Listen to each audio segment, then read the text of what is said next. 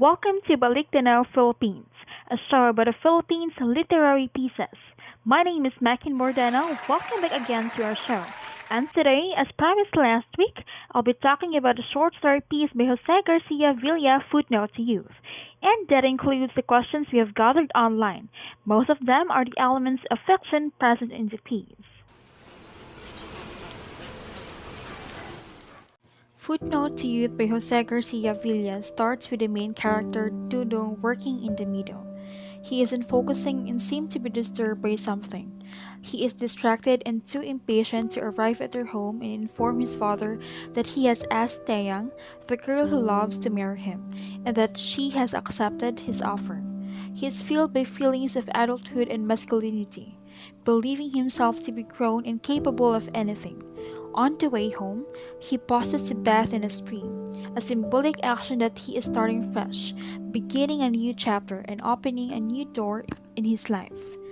As Dudu arrives at home, as he sees the chores usually due by his mother, he regrets that he doesn't have a sister to help his mother with them. And his father is suffering from a terrible and persistent toothache.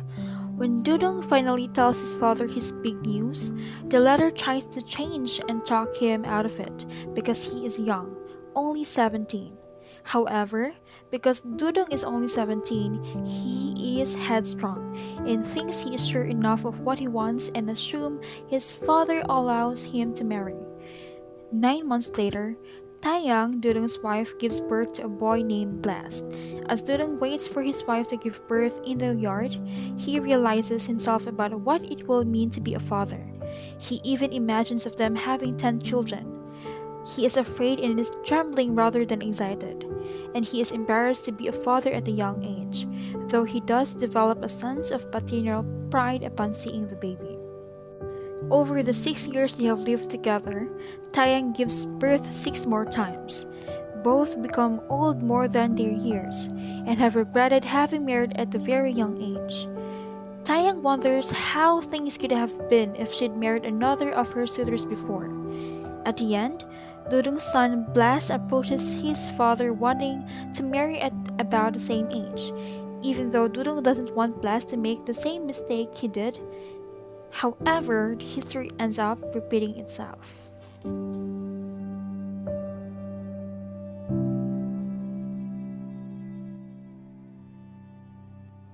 Now, we're going to move on and talk about the questions we have gathered online.